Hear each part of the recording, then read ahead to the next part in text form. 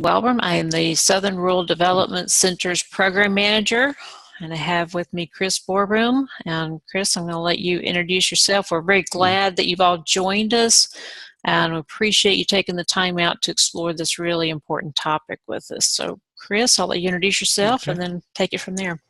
Okay, thanks, Rachel. My name's Chris Borbroom. I'm the director of the North Dakota State University Extension Service here in Fargo, North Dakota. So Rachel and I truly are on opposite ends of the country here. Rachel had made a request to everyone that's on the Zoom webinar.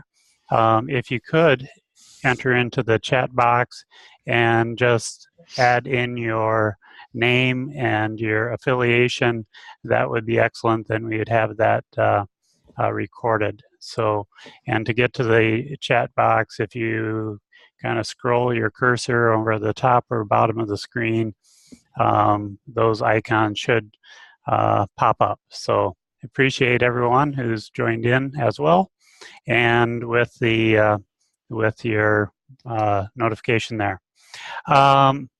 So Rachel and I we're providing a bit of a report out, and also an opportunity for us to collect some additional feedback for future directions from you. But I think we'll probably start with a PowerPoint slide that we'll work through, and I think will provide a lot of good background information on the project that we're talking about today in terms of civil dialogue on race relations. And so Rachel has just shared that screen. I think this is a really important opportunity for cooperative extension at the national level, and I hope it's also a great opportunity at the state level as well. So if you want to pop to the next slide, let's see where this kind of all started from. For myself, actually, if we jump back to July 8th, 2016, it's Friday afternoon, I received an email from a retired extension colleague. There's a tragic event just occurred that day, and in that email it said, "This has been a horrible day for this country, and it seems all we do is wring our hands." It was another shooting, senseless violence in our communities.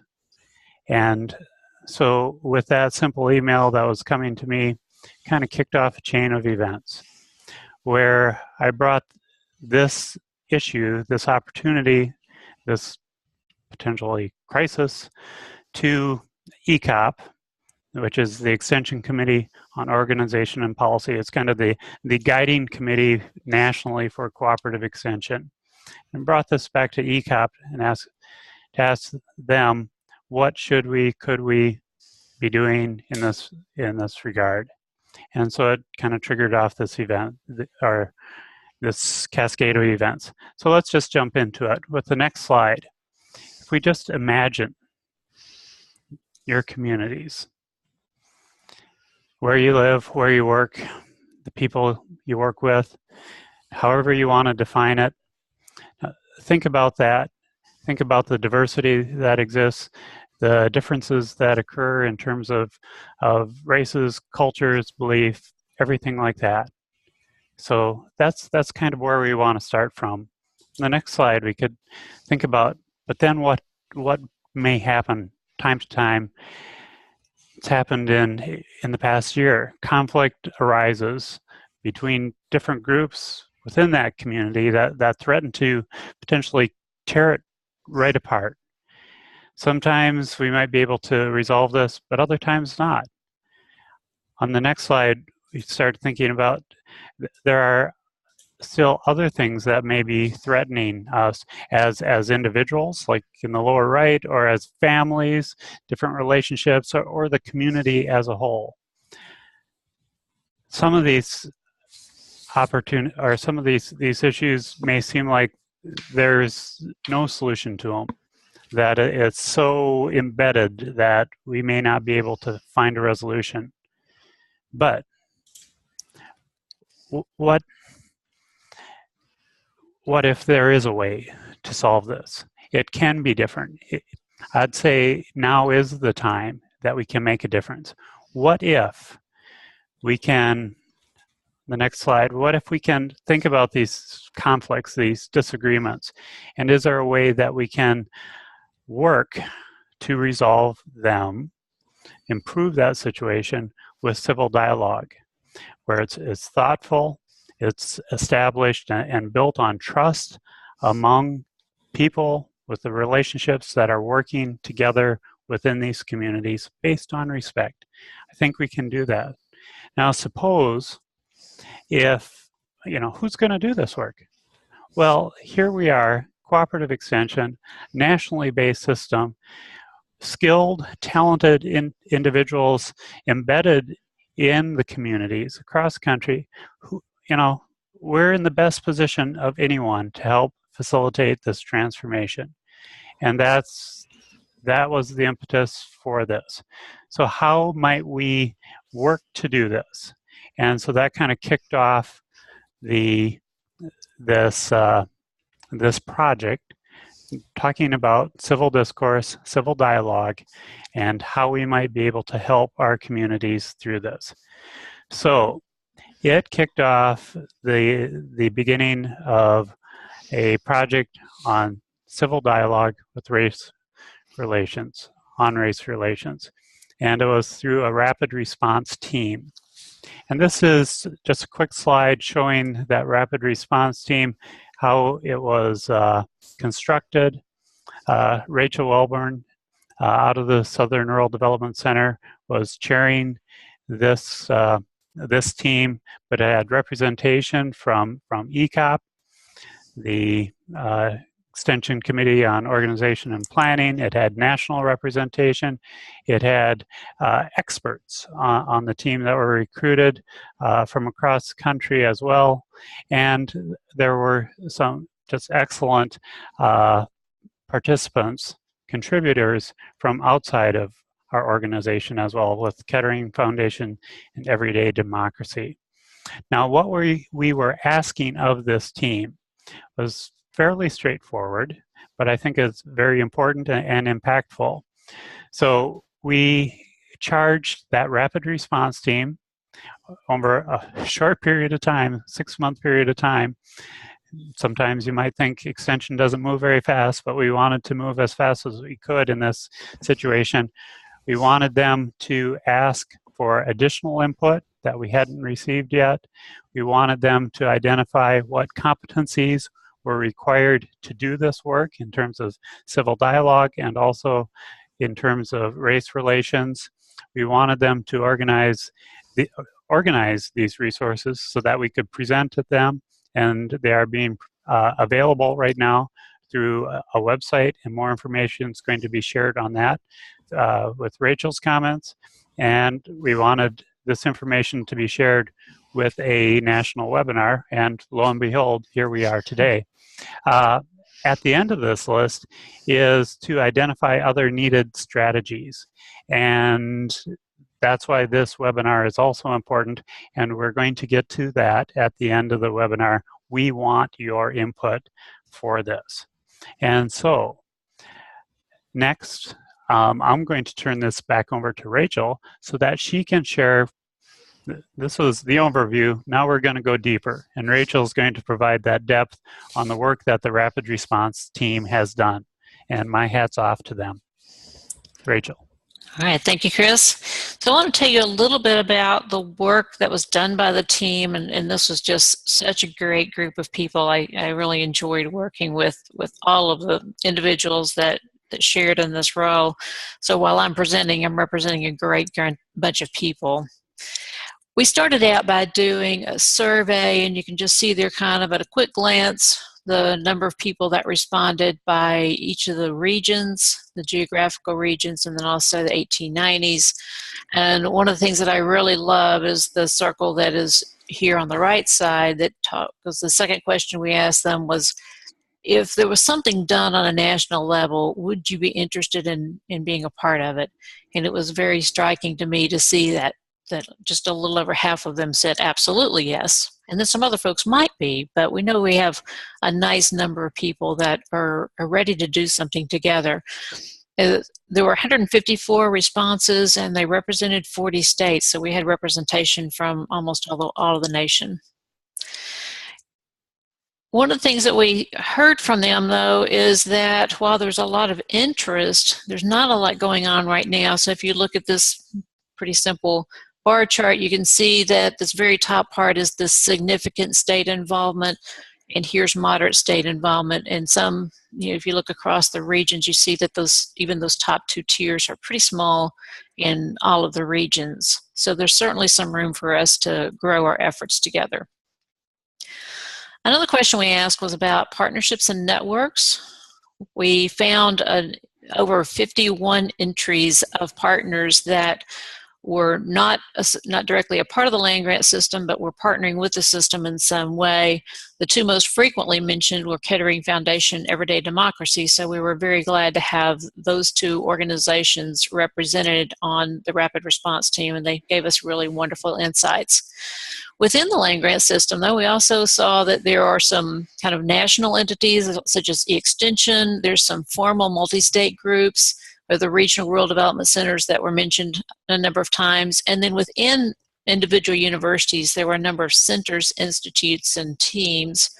And those are roughly represented by the stars on this map. My geography may not be perfect. I may not have every land grant in the right spot, but you can at least see which states were represented as having some kind of center or institute that was focused on this work.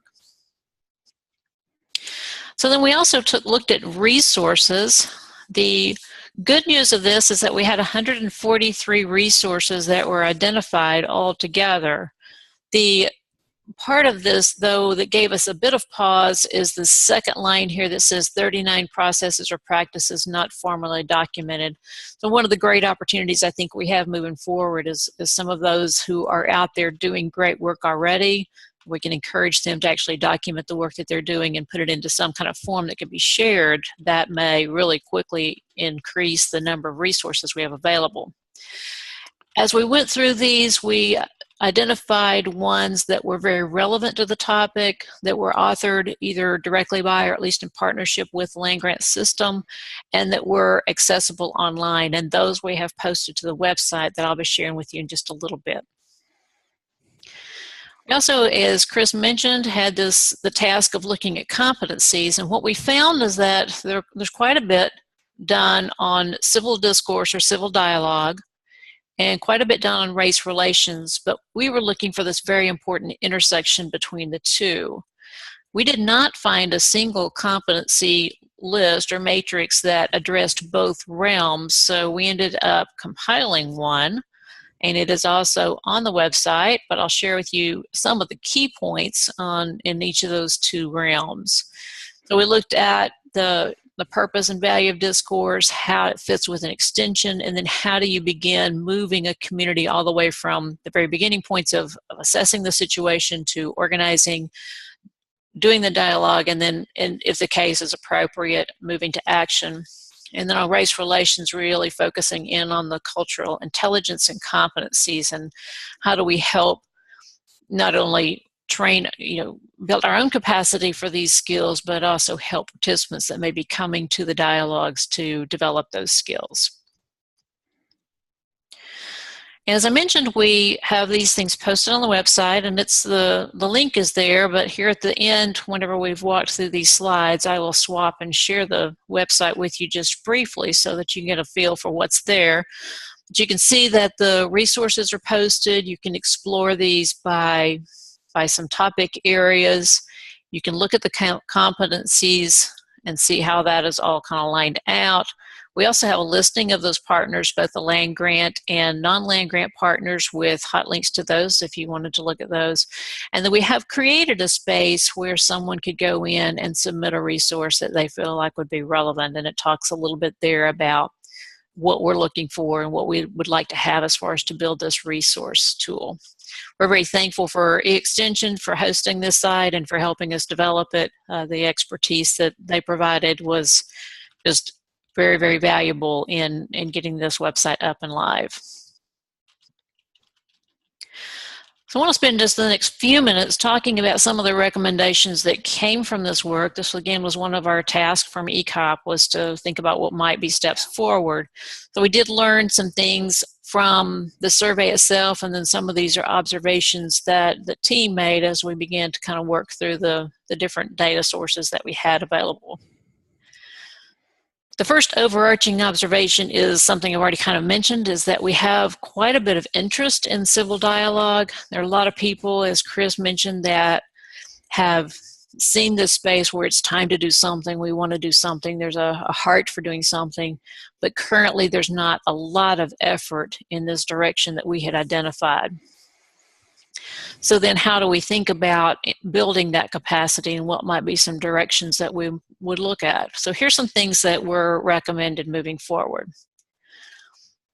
So one is a very simple task in a way, but it's also a little bit complex, and that is looking at, what is the Cooperative Extension Service's role in civil dialogue? What should it be? What could it be? And so looking back at some of the history of extension, we can see it's very much part of our roots, but it may not be an area where we're investing a lot of time and effort right at the moment. So what could be the future, and what should be the future of extension's role there? Also, with the partnerships that we noted, there are a lot of potential opportunities there, and so one of the possibilities would be that we explore those partnerships more deeply and look at what other organizations are doing and how could extension help tap into those.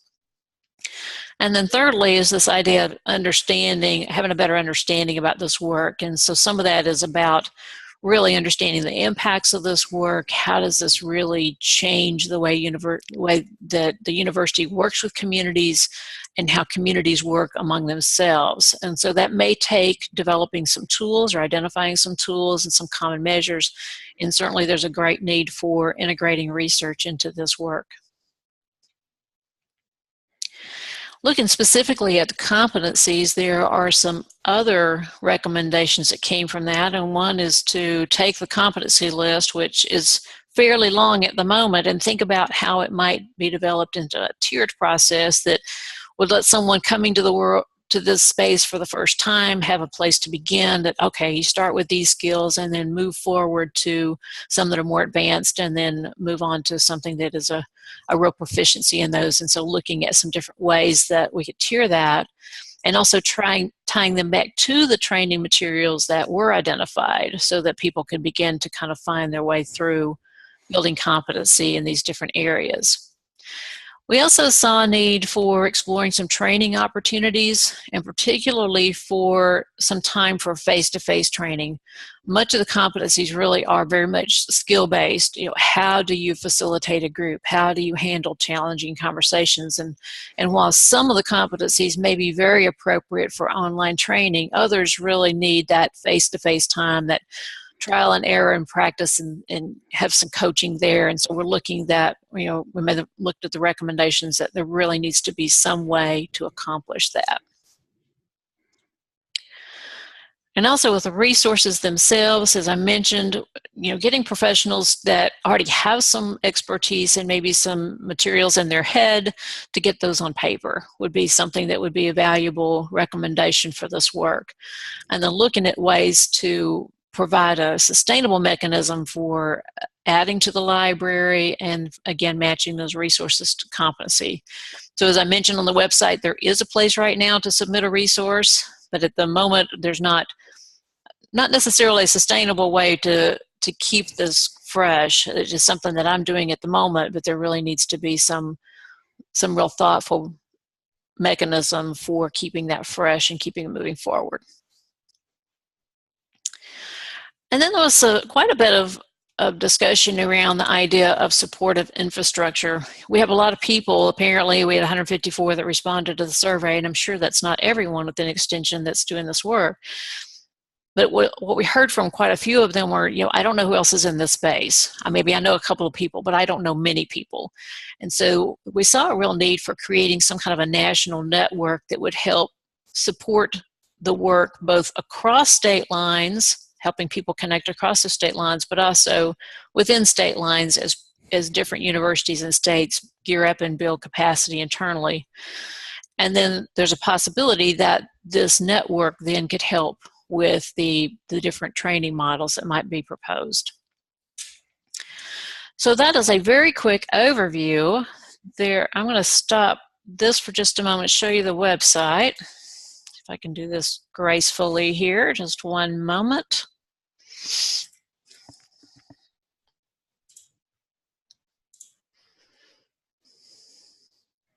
All right, are we seeing the website?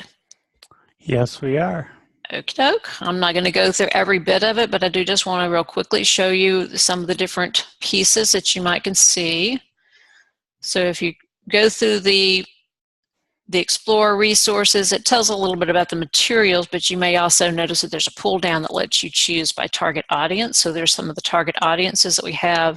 You can click on those individually and go to resources that are tagged specifically that way. I mentioned the competencies, and it is rather lengthy, just to give you a sense of how very comprehensive it is. I'm scrolling super quickly. Great group of folks that helped us develop this, and I do appreciate the input that we got from the survey on the things that need to be included here. So we talked also about the partners and how you can click on either of those, internal or external, and see what partners are there that are interested in this work, and then the process for submitting a resource. And there's a link there that takes you to that.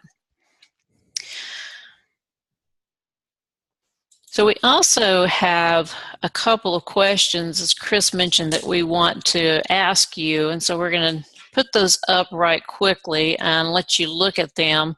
I'll talk for just a second about what the questions are, and then we'll launch these polls. And we just really welcome everyone to look at these for just a moment and give us your thoughts. So the first one looks at the different recommendations that we've just outlined, and we outlined them fairly quickly, so I'm just going to quickly run back through them.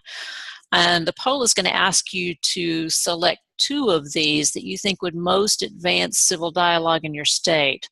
So I'm going to give you the list and then I'll launch the poll. So it's clarifying roles that cooperative extension should and could take, exploring potential partnership linkages, developing some common measures and tools, organize a tiered rubric of competencies, tie identified training materials to competencies, provides for that face-to-face training that we discussed, and developing a sustainable way to expand the resources, or creating a national network. I realize that's a pretty tough list to only be able to choose 2, but we're very interested in knowing which 2 of those you feel like would most advance this work. So let me launch the poll right quickly and let you begin. You should be able to just pick 2 of those, and you may have to scroll a tiny bit if that doesn't fit on your screen.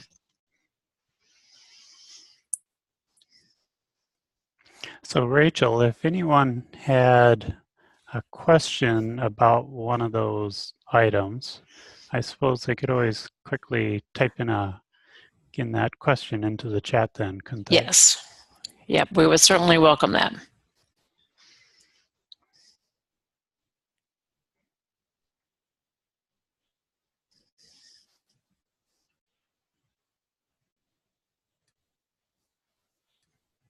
See, about half of you have voted so far. We'll give you just a few more minutes.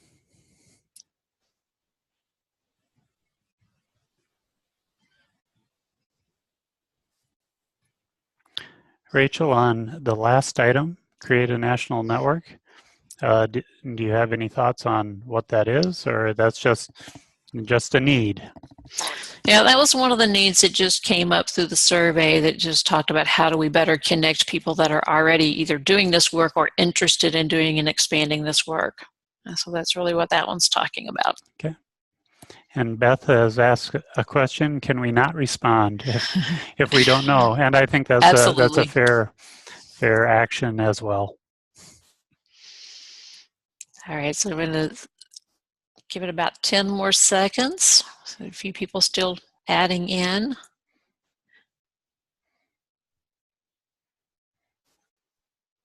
All right.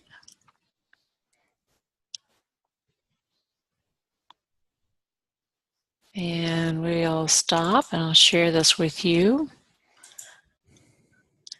Some really close ones there, but clarifying role, the cooperative extension, and providing the face-to-face training seem to be right at the top, with a very close third maybe there of tying the identified training materials to the competencies. So really great feedback. So the next, go ahead. Yeah, this information I think will be really important to help guide the next steps along the way. So I appreciate everyone's feedback on these polls. Yeah, absolutely. So we have another poll we'd like to share with you that talks a little bit more about the training in particularly. So since that came up as one of your top ones, I think that's very relevant. Appreciate that. There are a couple of different training models that might be employed and that would focus on some different things. And so I only share those 3 ideas with you, and then we're asking you to tell us your level of interest in the 3 different ideas. And they're not mutually exclusive. It's not like if you pick one, we can't do the other 2. But there are 3 different kinds of things. And so the first one will be focusing on that skill-based section of the competencies. How do we learn the skills of doing this work? A second option might be, how do we train specifically on a proven model? And we've already mentioned Kettering and Everyday Democracy several times, and so I'll just mention them again. They both have great models and ways of approaching civil dialogue. And so maybe one kind of training model might be to look at those proven models and how do we begin to just expand on those.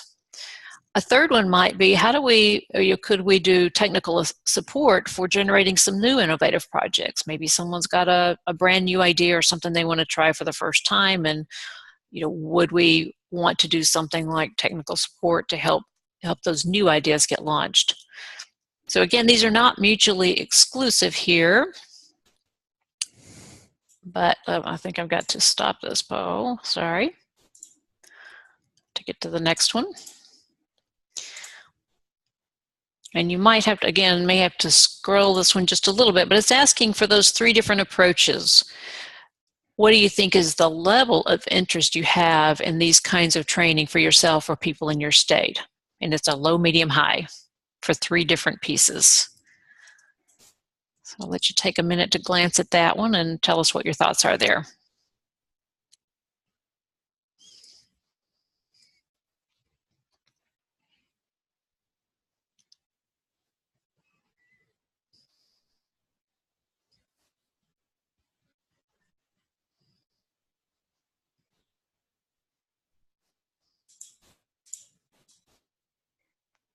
So the first one is developing your skills, your skill base, or enhancing your skill base.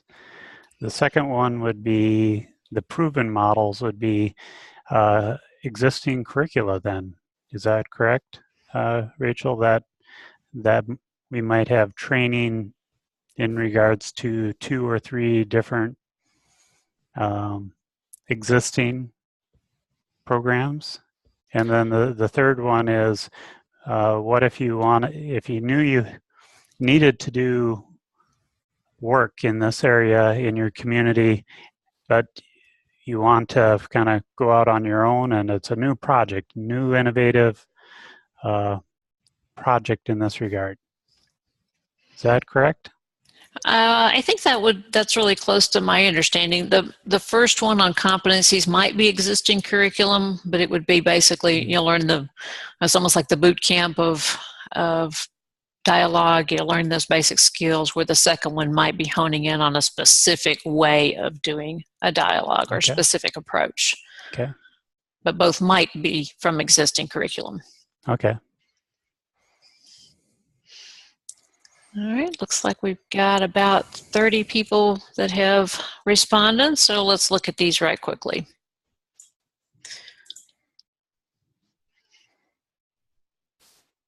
Well, it looks like the idea of doing the proven models has gotten the most support of across these 3, but as I mentioned, they're not mutually exclusive. Also seems to be a pretty high interest in focusing on those basic skills, those basic competency skills that we might want to develop. And some interest on the innovation too. So those are both 3 different ways of going at a very, very, very important topic. All right, we have one last one, and then we're going to just stop and open for questions and ideas that you would like to share.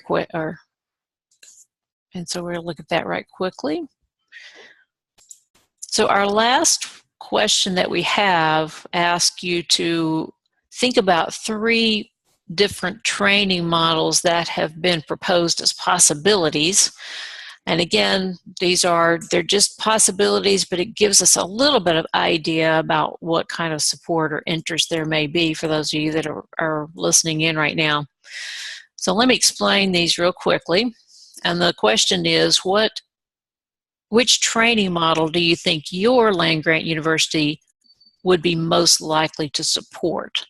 So one is to look at the regions that already exist. We have within Cooperative Extension Service, we have the 4 geographic regions. We have the West, the North Central, the South, and the Northeast. So one approach would be to identify trainers from each region, bring them together so that they are equipped to go back into their respective regions then and help to build capacity within their regions with the training that they came together to get. Another one would be that states that choose to send their own train-the-trainer teams to perhaps a national event. That's done in that way where we focus in on state-level teams, train-the-trainer teams, and then they go back into their respective states and build capacity with others that are there. And then the third approach would be to provide direct training for local educators, and that may be county, that may be city, that may be whatever the front line, what we call boots on the ground kind of people that may be leading these dialogues directly and the work that they might be doing, but focusing that on them. So with those 3 different ideas, think about which training model you think your land-grant university would be most likely to support. And this one's only going to let you pick one. Here you go. And I realize we have a few people that have joined us that are not part of the land-grant system. But if you have ideas or thoughts about which approach maybe even you might find an interest in supporting as a non-land grant, we would love to kind of get your thoughts on that too. So feel free to vote.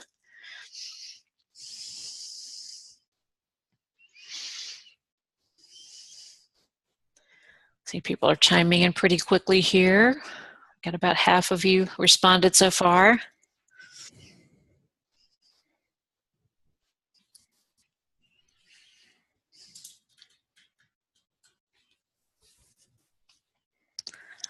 Got about 30 people. We'll give it just another minute. Not one of those literal minutes, you understand. Another few seconds.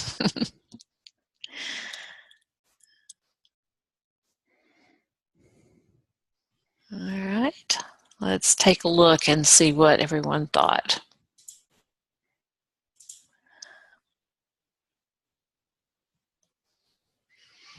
It looks like we had quite a number that really support the idea of doing state-level train-the-trainer teams and helping to build their capacity to go back then and build capacity within the state. With the regional train-the-trainer teams kind of coming in second, and the direct training being of lower choice. So,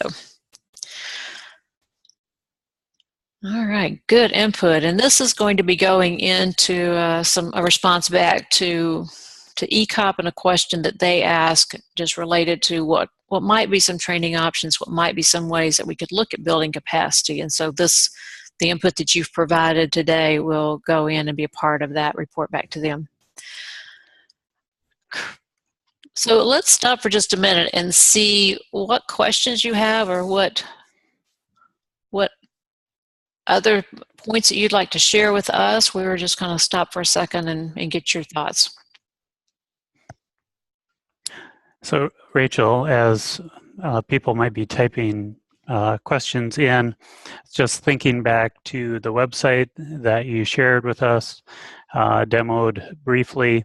So if they didn't have the full URL down, I just went in and did a quick Google search using extension civil dialogue, and that website popped up to the top of the list. And so hopefully if people want to go back to that and check out the resources that are available there, that'd be really easy for them to do. And I'll drop the URL in right quickly too, so you have it handy.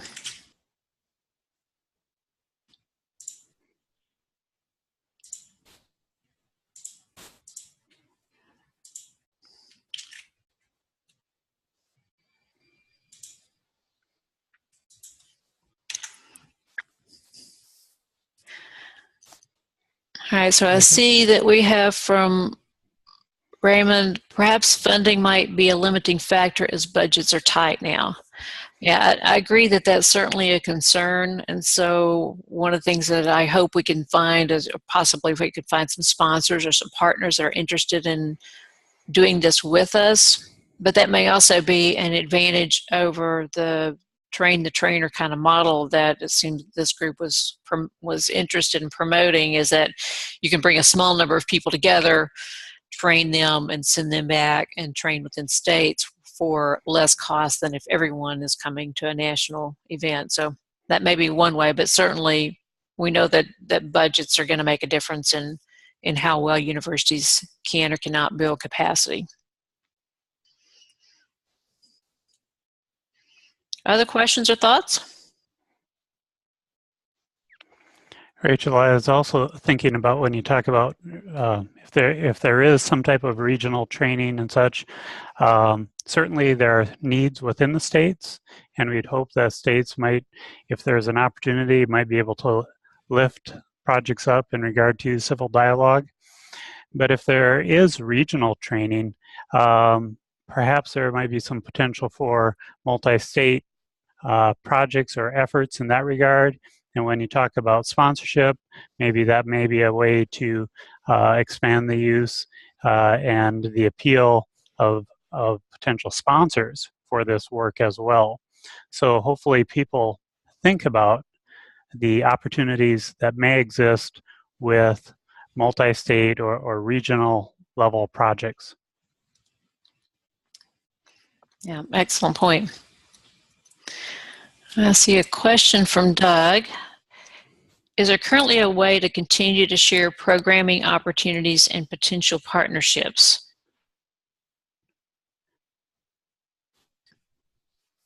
So I think if there's any input, if any of you are looking at the website and you think of something or you know something that's missing, I would certainly love to hear from that. And I'll put the PowerPoint slide up in just a minute and let you see our contact information. I also want to tell you about another way that if there are people that want to stay engaged in a little more direct way, we have for those of you that are familiar with Extension, we have something like a community of practice, though this one has been not quite like the traditional ones, in that we really set it up just for this rapid response team to do its work. But we have it set up now and it exists. And so as people have found us and asked to just join in and be members, we've said yes. I don't know for sure where all this group will be going next, but if this is something that you just feel passionate about or you would like to be more engaged in, we certainly welcome you to come over and just join the membership. One of the things that I know we have talked about doing is being able to look a little more deeply at anything that may be missed, or look at some of these recommendations that have come from this work and think about how we might just organically be able to do some of the things that are listed there. And so I'm going to also drop that into the chat box.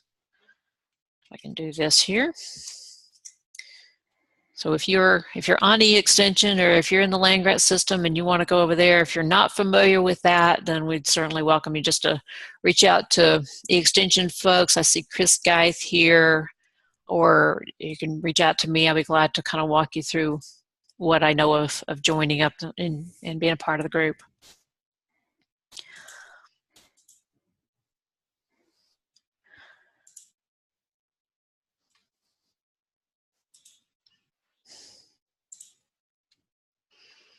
All right, other questions?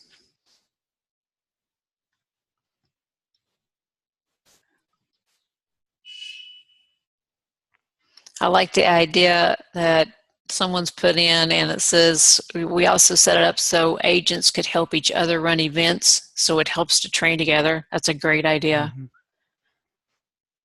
Oh, all right, so from Colorado. Yeah, the follow-up practice I think is essential. It's one thing to learn a set of skills, but if there's not some way to really make sure that you've been able to put that forward in some kind of practices, yeah, so that's a great opportunity. Just scrolling, make sure we haven't missed any questions. I'm just going to real quickly, for just a minute, put our contact information back up and let everybody see that in case you have any interest in getting in touch with us later. It's got mine and Chris's contact information there. So you got email addresses and phone numbers on the left, and then these two websites that I just put into the chat box are there, so I'll leave that up for just a minute. And also, if you go to the website, we'll post this PowerPoint and we'll post this webinar there, so you'll have access to that information again if you don't catch it right this minute. So Chris, any final thoughts there? Well, I just want to publicly thank Rachel again and the rest of the rapid response team for taking on the task over the last 6 months of exploring this important issue, gathering the resources that they did, both in terms of the web resources and the resources on the competencies, those frameworks, and bringing us to this next step of to me, it's how do we best support and enact, implement a state or collective response to the needs in regard to civil dialogue, in regard to race relations. I think it's really important. I think Extension can really make a mark in this regard. And so just thanks to Rachel and to the rest of the rapid response team.